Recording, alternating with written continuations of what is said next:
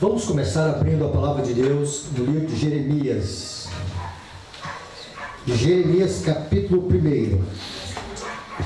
Sempre quando eu lia Jeremias, e aí eu não sabia que de algumas coisas que não mexiam muito com o meu coração. Então tem alguns livros da Bíblia que a gente não mexe com o coração. Mas até entender o primeiro capítulo de Jeremias, e aí o livro de Jeremias se tornou um livro assim, vamos dizer assim, muito especial ao meu coração. É isso que eu queria compartilhar com vocês aqui nesta noite.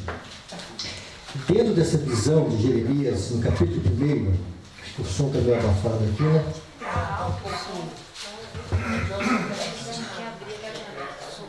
Não, mas não é o som. Som, 2, 3. Som, 1, 2, 3. 1, 2, 3. Acho que é. Tá alto o som. Hein? Vai baixar um pouquinho também. Som, tá alto? Porque tá muito fechado.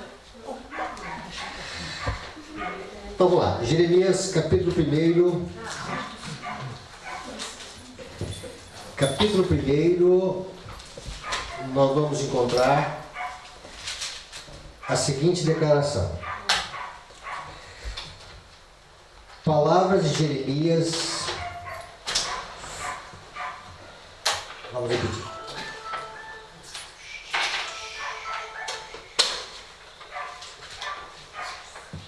Palavras de Jeremias, filho de Uquias, um dos sacerdotes que estavam em Anatote, na terra de Benjamim. A ele veio a palavra do Senhor nos dias de Josias, filho de Amon e rei de Judá, no 13º ano do seu reinado. E também nos dias de Joaquim, filho de Josias, rei de Judá, até o fim do ano 1/10 de Zedequias, filho de Josias, rei de Judá, e ainda até o 5º mês do exílio de Jerusalém.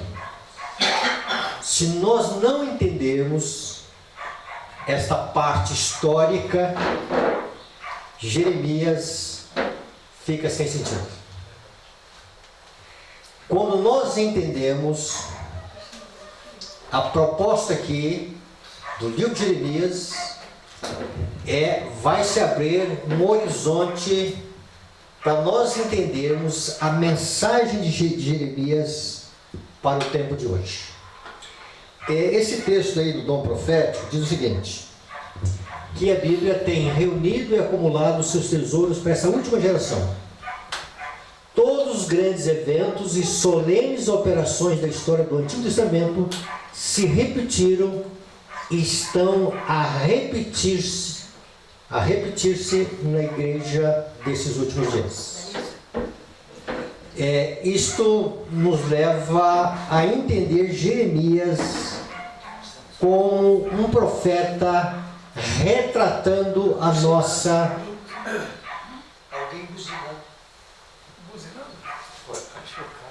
Alguém retratando a nossa realidade.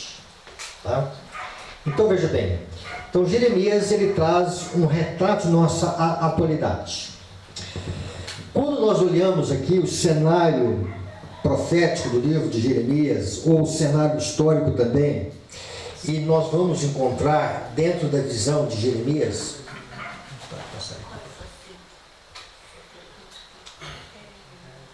tá?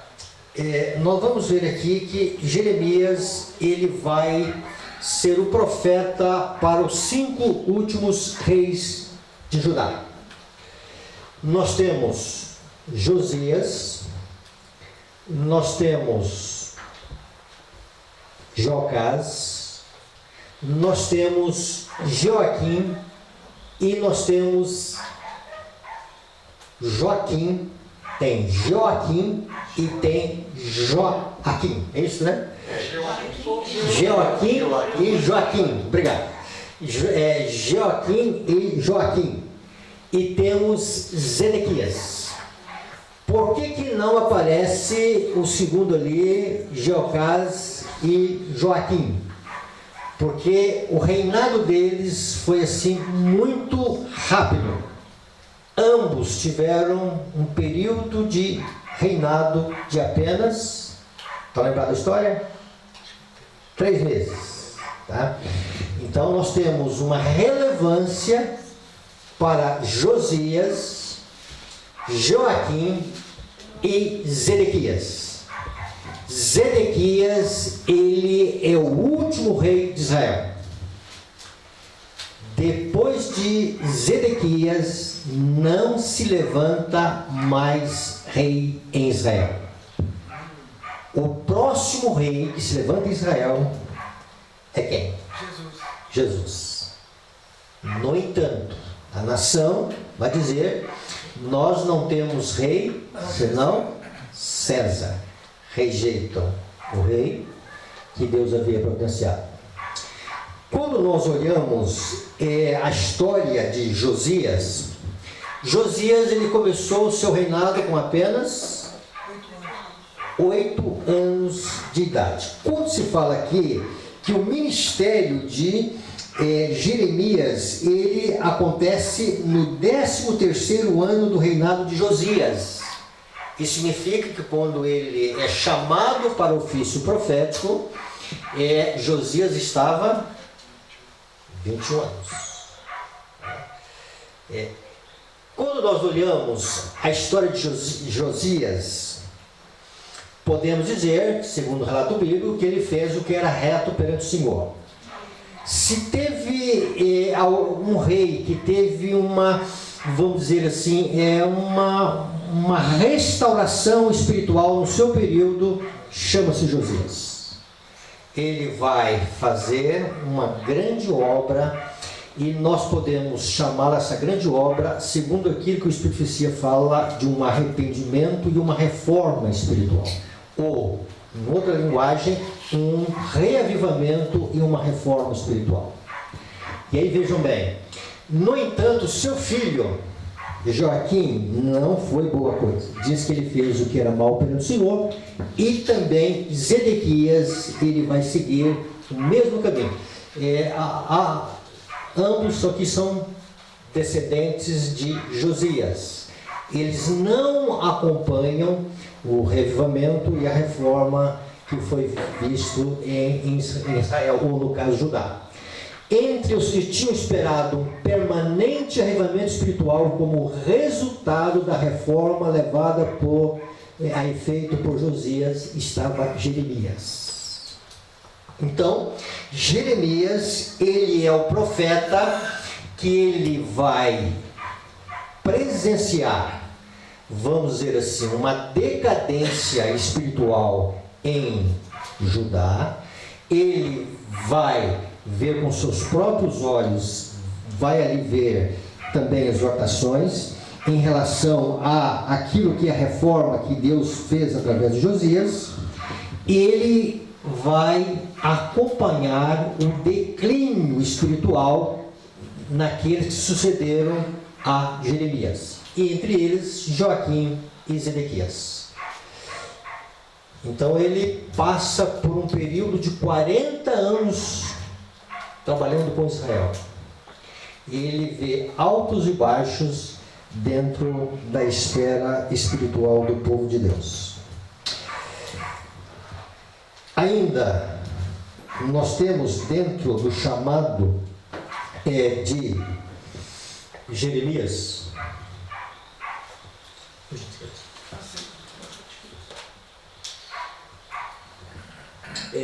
nós temos dentro do chamado Jeremias, isso que para mim é a nota tônica aqui, tá?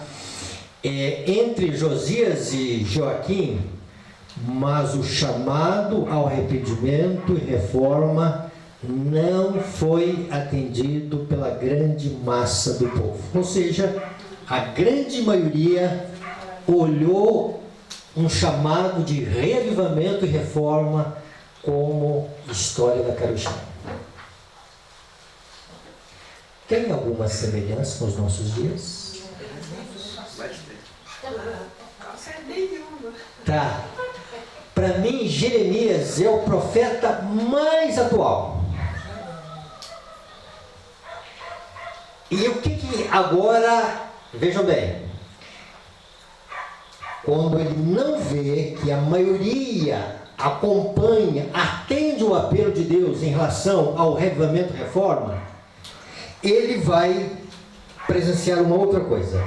Em relação ao seu chamado, veja bem que no verso 10 diz: olha que hoje te constituo sobre as nações e sobre os reinos, para arrancares e para derribares, para destruíres e arruinares também, para edificares e para plantares.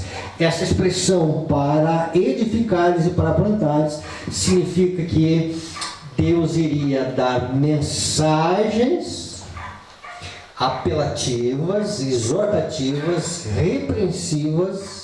Deus iria exortar o seu povo, mas Deus tinha em vista curar e salvar.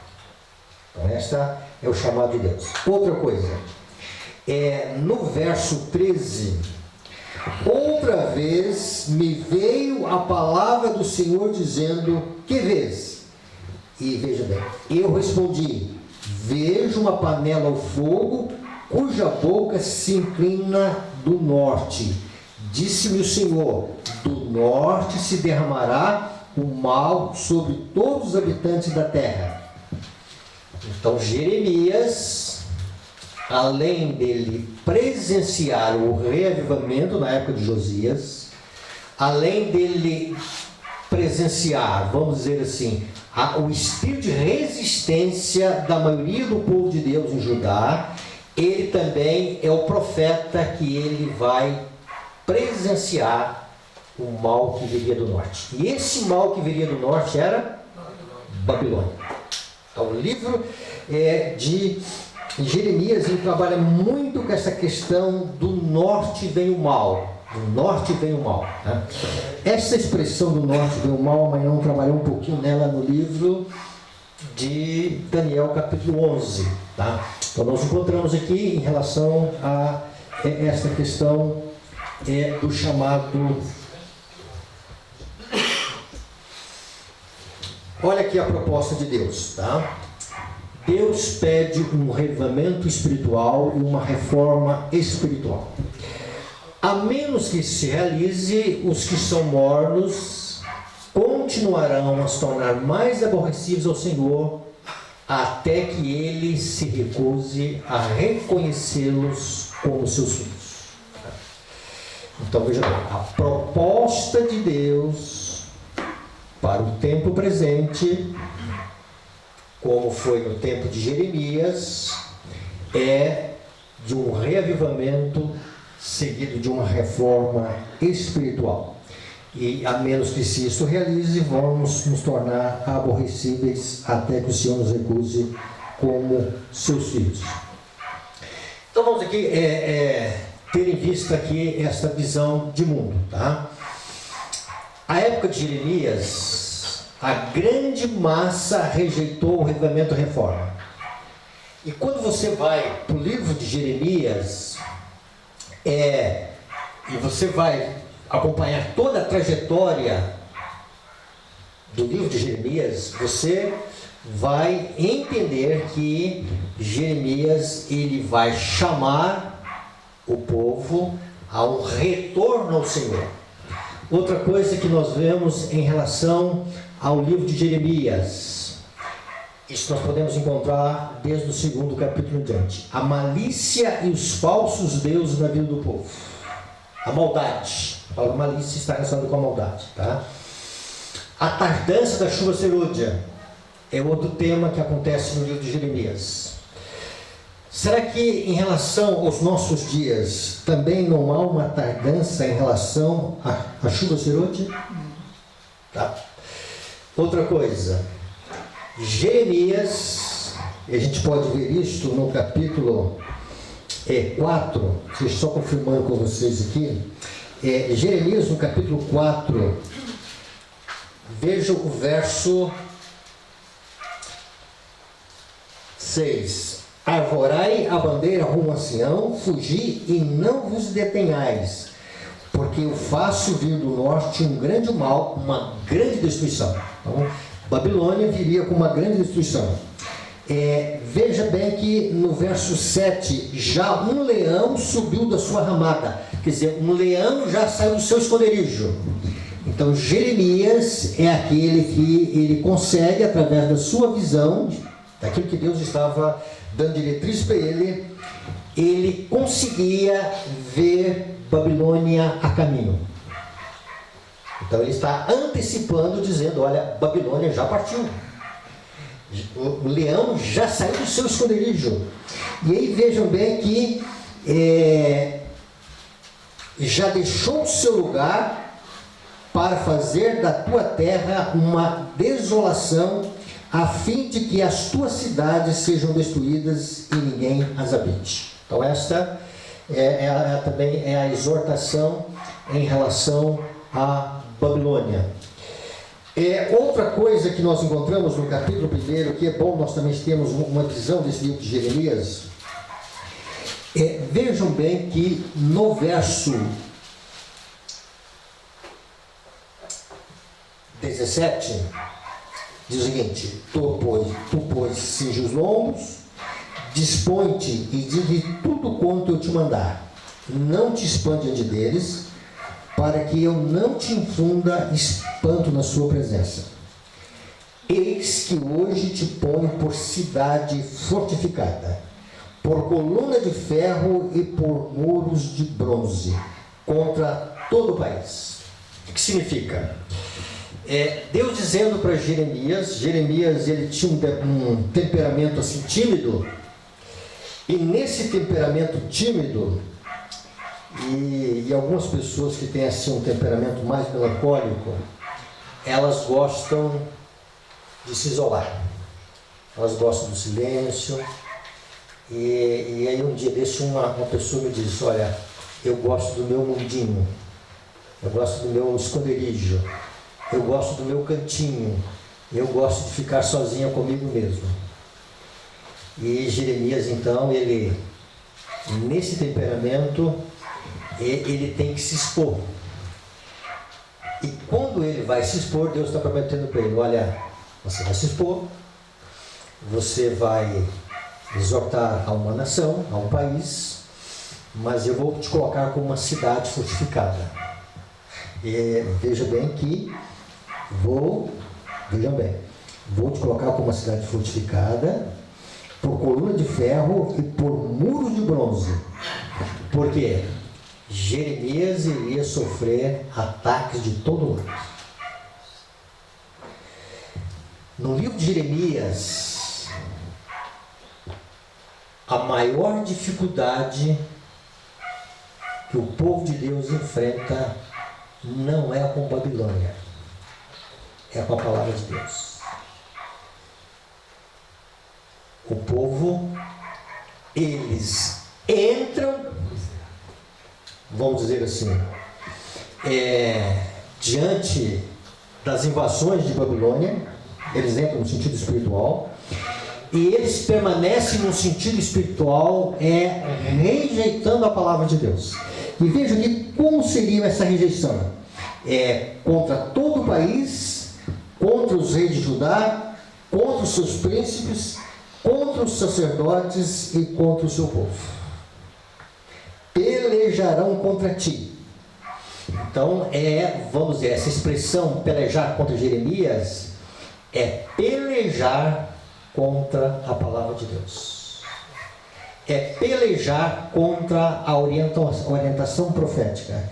É rejeitar aquilo que vem de Deus.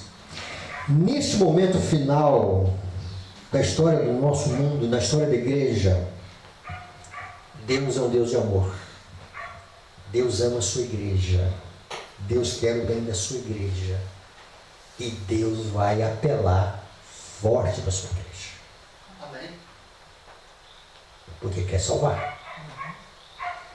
Deus vai apelar forte na sua igreja. Tá? A tal ponto Deus dizer para Isaías, clama a plenos pulmões, denuncia os pecados da casa de Jacó. Aquele não é uma ênfase missionária. Jeremias, Você vai falar, eu vou estar contigo, vou colocar as palavras na sua boca, eles pelejarão contra ti. E ao longo do livro de Jeremias, vai acontecer exatamente o que está aqui no capítulo 1. Virão mensagens para Joaquim, Zedequias, e essas mensagens que viriam eram mensagens de submissão à Babilônia. Olha, não resista, não vamos dizer assim, não combata a Babilônia, não crie teorias da conspiração, ceda-se. Se eles mantivessem, vamos dizer assim, crença na palavra de Deus, eles não deveriam sofrer nas mãos dos babilônicos. No entanto, a rebeldia na palavra do Senhor, vamos dizer assim, aquilo que Deus está orientando para salvar o seu povo, vai haver um espírito de resistência. Quando nós olhamos Joaquim, há um capítulo que Deus vai escrever mensagens de Jeremias para Baruque, e Baruque vai chegar até Zedequias com mensagens escritas. Ele diz que o rei estava aquecendo no fogo, ou diante do fogo, tá? Nós encontramos ali que ele estava com um canivete de escrivão, de cortar bolo de escrivão, tá? E quando ele ouve ali a mensagem que chega até ele, o que ele vai fazer com essa mensagem? Vai queimar. E Zedequias foi mais ou menos assim, mais maleável, mas também teve como final os seus olhos vazados, porque ele não acatou a palavra de Deus. A palavra de Deus. Dentro dessa visão, também os príncipes. E quando nós vemos as últimas mensagens de Jeremias, vai ser em direção ao povo. Agora, a massa, vamos dizer assim. Uma parte dessa massa, eles vão refugiar no Egito. Deus vai dizer, através do profeta, que eles não deveriam buscar consolo com o Egito. O Egito, ao longo da palavra de Deus, é sempre um lugar de refúgio. É um lugar de fartura, é um lugar de abundância de pão e é um lugar de ateísmo. Mas no momento final, Deus está dizendo, olha, não desça ao Egito. O Egito não vai ser a solução para vocês. Recorra ao Senhor.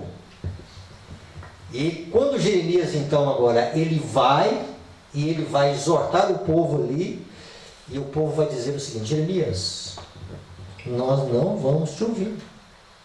Nós vamos ouvir a nossa própria voz. Tá? Antes de nós servirmos ao nosso Deus, nós havíamos queimado incenso à rainha dos céus e nós tínhamos fartura de pão e paz. E agora o que nós temos? Espada e escassez de alimento. E dentro dessa visão, irmãos, as últimas mensagens de Jeremias já eram mensagens de talvez o povo atenda, quem sabe o povo vai atender. Já não havia muita esperança, porque eles estão com o coração fechado para a palavra do Senhor. Ainda dentro dessa visão agora final, nós encontramos o seguinte. Vejam bem aqui em questão a chuva. Foram retiradas chuvas e não houve chuva serôte. Então, coloca o avivamento e reforma, a vinda de Babilônia e também a questão das chuvas, que não houve chuva serôte. As vossas iniquidades desviam essas coisas e os vossos pecados desviam o bem. A chuva serôte aqui, ela é retratada como a prática do bem. E nós estudamos aqui em algum momento que a chuva temporã, ela trabalha para cessar a prática do mal. O ministério do Espírito Santo hoje é: cesse de praticar o mal, abandone o pecado, renuncie o pecado. A chuva serôdia é: faça o bem. As duas dimensões da lei de Deus por completo em nossa vida. Então a lei de Deus não é somente a prática ou cessar de praticar o mal, não é somente não faça o mal, mas é faça o bem. E para fazer o bem, o amor de Deus precisa estar em nossa vida. Não, nada há que Satanás tema tanto como que o povo de Deus limpe o caminho mediante a operação de todo impedimento, de modo que o Senhor possa derramar o seu Espírito sobre uma igreja habilitada e sobre uma impenitente congregação. A coisa que Satanás mais teme em nossos dias é que Deus derrame a chuva serôdia. E o que ele puder dificultar em relação ao povo de Deus na prática do mal, ele fará. E agora nós encontramos aqui, irmãos, a nossa parte final dessa mensagem. Como que o caminho está sendo preparado em relação à vinda de Babilônia, ou à imposição de Babilônia em nossos dias? E aqui eu coloquei 5 conceitos no nosso mundo hoje, que não precisa ser nenhum entendido de Bíblia, para nós entendermos algumas coisas que estão acontecendo no nosso mundo, tá? Aqui coloquei 5, pode ser mais, tá? O ecumenismo, a queda espiritual do protestantismo, o avanço da direita, a autoridade americana, a supremacia americana e a perda da liberdade. E essa semana eu estava lendo um documentário sobre perda de liberdade. E como que já há um reconhecimento, eu vou falar agora aqui de nação norte-americana, tá? Daqueles que são entendidos, daqueles que acompanham um cenário político sem se levar pela paixão política. Tá? Alguns acompanham a política, mas eles conseguem entender a política. E aí o que eles conseguem entender? Tá? Que essa nação norte-americana que foi feita e analisada ali uma Constituição em cima de uma coisa chamada liberdade. O cidadão americano, ele viveu durante muitos anos em cima de uma liberdade, então agora essa liberdade ela está sendo restringida e de uma forma assim, muito aberta, em nome de defender uma democracia, vão se tirando a liberdade das pessoas. Então este é um cenário muito real nos nossos dias.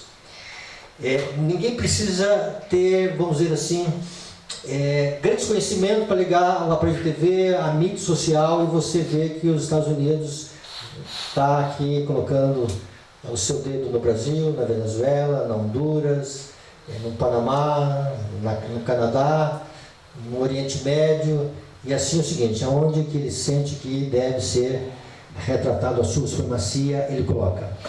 Dentro dessa visão ainda, irmãos, de mundo, essas coisas estão dizendo para nós que está muito próximo as coisas de acontecer. E a última coisa que eu gostaria de trabalhar aqui com vocês em cima de dois conceitos. Eu não sou nenhum catedrático no latim, mas quem é bom latim, o que é? Como é que se pronuncia aí? Quem é bom no latim aí? Unitate fidei, é isso? Não? Acho que é isso mesmo. Ele lê mais ou menos como... Ok, tá? E o que isso tem a ver conosco, pastor, tá? Isto está acontecendo nos nossos dias. Esses últimos dias, o Supremo Pontífice de Roma visitou a Turquia. Acompanharam isso pela TV? Tá?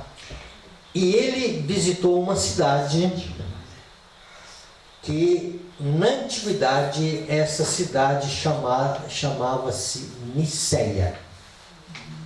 Concílio de Niceia. Nicéia. Nicéia, o que tem de interessante em Nicéia? No ano de 325, na época do nosso amigo Constantino, tá? Aquele que paganizou o cristianismo, tá?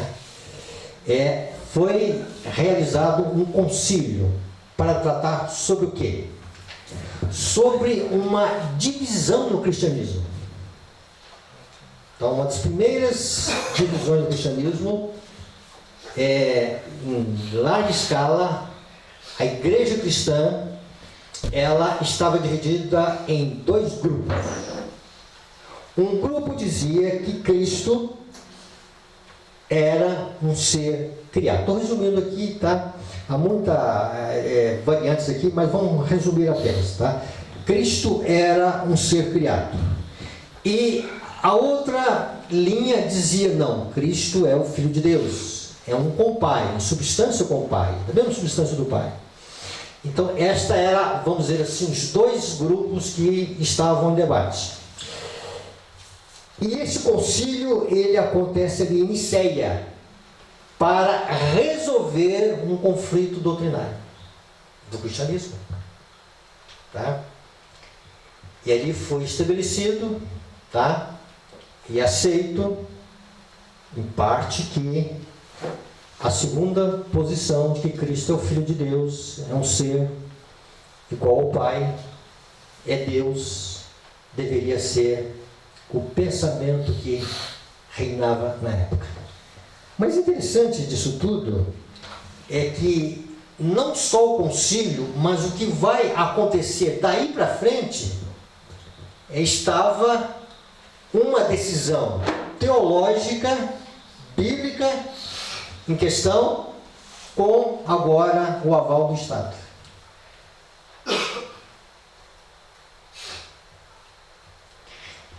Então, quando agora nós chegamos ao mês de dezembro de 2025, ou no mês de novembro, que o vigário de Roma vai lá, na cidade de Nicéia, e ele vai propor,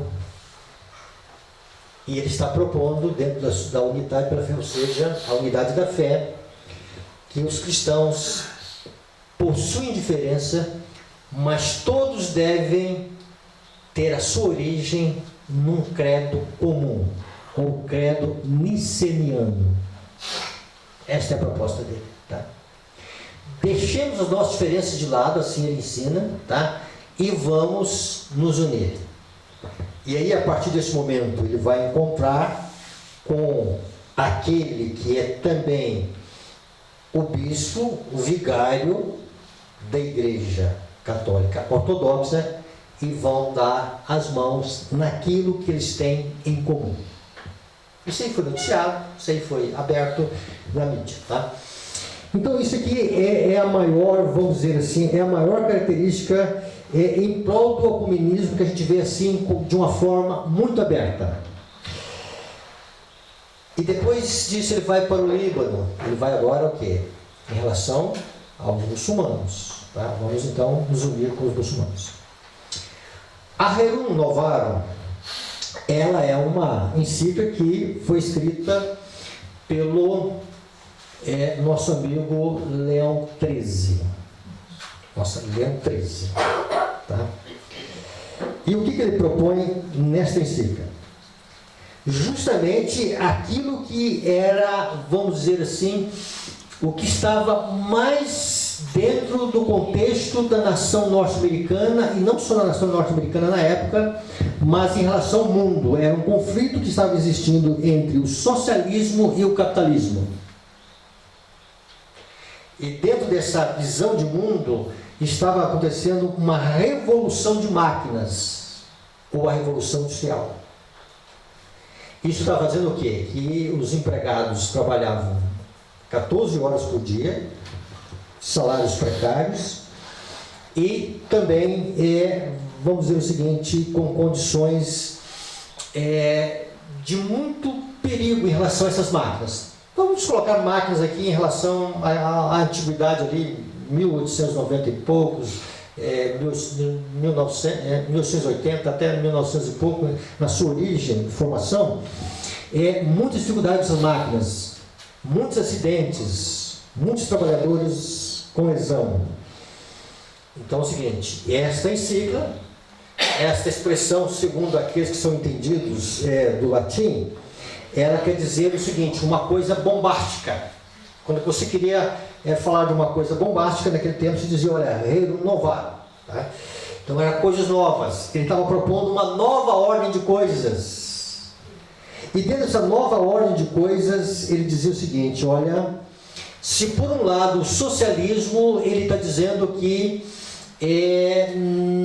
temos que invadir a propriedade do outro, e por outro lado o capitalismo está com usura, está com desejo de ganho.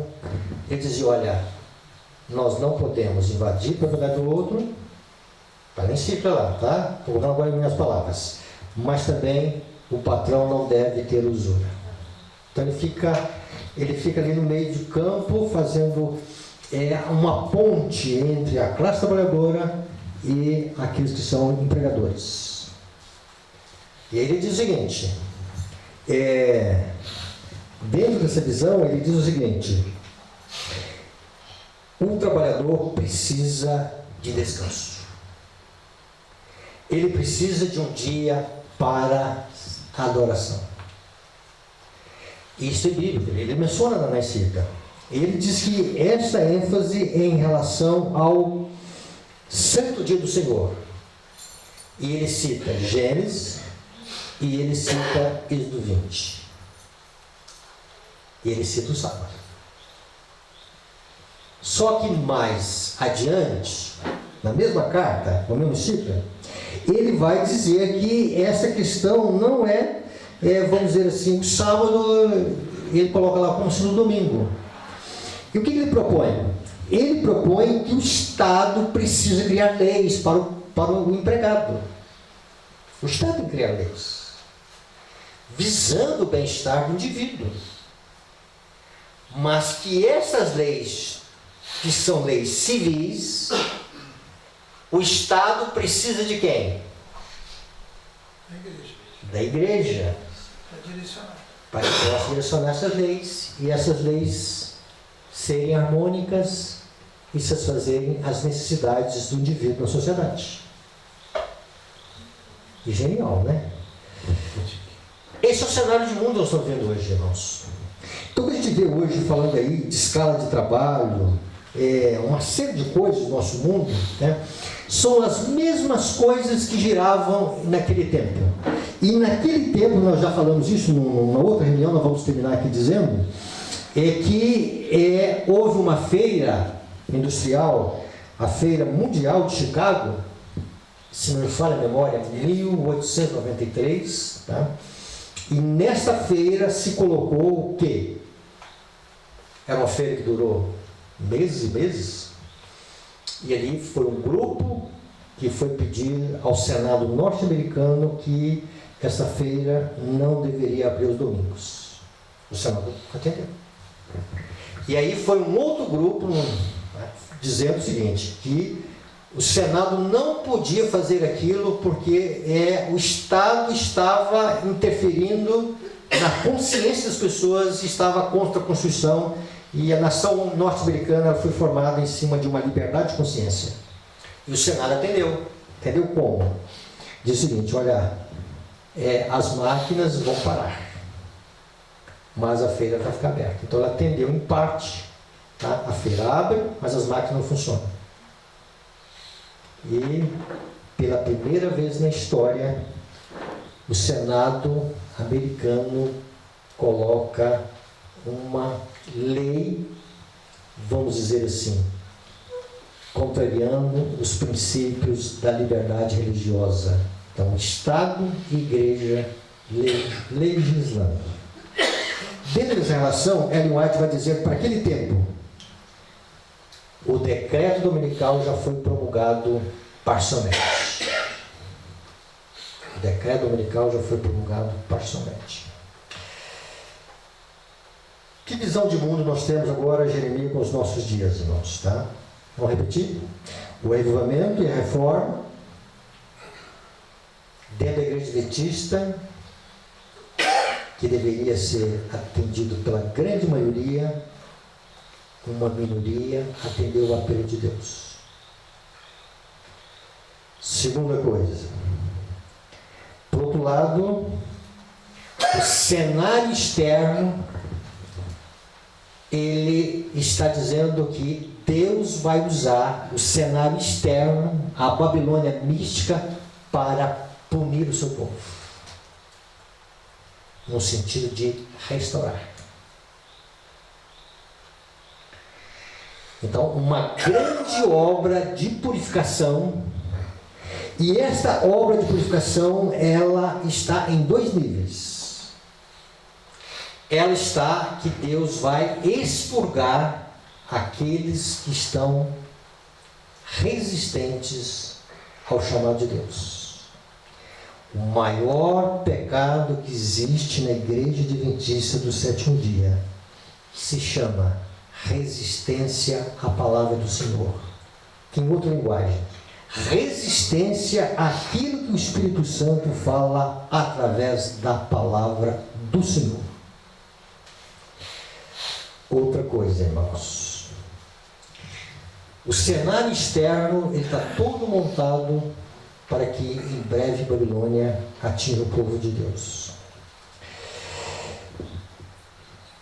Em relação ao povo de Deus, aqueles que permaneceram, o remanescente, o resto que vai permanecer e vai atender é o chamado de Deus nesse momento final, que atende o chamado de Deus no momento final, eles terão pela frente provas, renúncias, mas na fornalha da aflição, na fornalha do fogo ardente, eles permitirão que a escória do mundanismo, a escória do egoísmo, a escória do orgulho, a escória dos traços que não se harmonizam com a beleza de Cristo sejam removidos.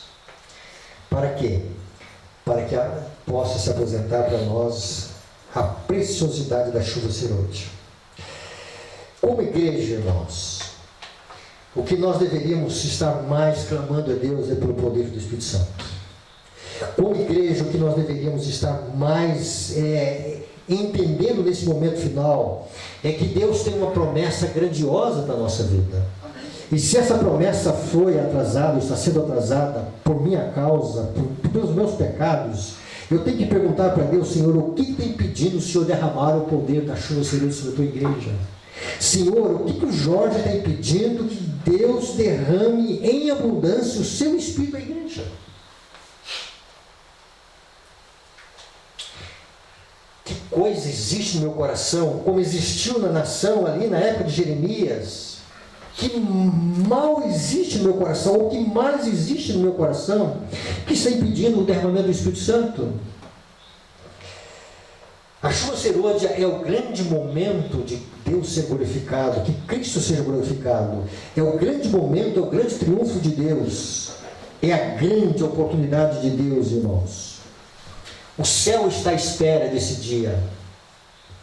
Mãe não falou um pouquinho sobre isto. Onde Cristo vai ser exaltado. Amém. A grande necessidade do mundo é de Cristo e este crucificado, da sua justiça. E que nós possamos entender isto nesse final de semana, nas palestras, nos ensinos. E que nós possamos entender, irmãos, que as coisas estão assim, bem próximas de nós. Saiamos daqui com o conceito: Babilônia já partiu. O leão já saiu da sua ramada. Já está a caminho. Não está longe, irmãos. Está muito próximo de nós. Essas coisas nós temos que perguntar para Deus: Senhor, me deu olhos para que eu enxergue como Jeremias enxergou. E se Deus precisar de algum de nós nesse momento tão solene que a igreja atravessa, nós possamos aceitar o chamado de Deus. Se tivermos de sermos com Jeremias, irmos para o tronco irmos para o calabouço. E não foi Babilônia que colocou Jeremias no calabouço. Não foi Babilônia que ameaçou Jeremias de morte. Foi o povo de Deus. Foi a liderança de Israel, de Judá. Que nós possamos, irmãos, por amor a Jesus, por amor a essa igreja, por amor a essa causa, sermos os Jeremias modernos. Outra coisa, Jeremias foi chamado jovem para o ministério. Deus vai chamar muitos jovens. Deus vai levantar muitos jovens nesse momento final. Vão erguer a voz como uma trombeta, denunciando os pecados da casa de Jacó. Porque Deus quer restaurar, porque Deus quer salvar. E que Deus ajude a termos a visão que é esboçada no livro de Jeremias para os nossos dias e nós entendermos o propósito de Deus para os nossos dias. Que Deus abençoe. Amém? Alguma coisa que os irmãos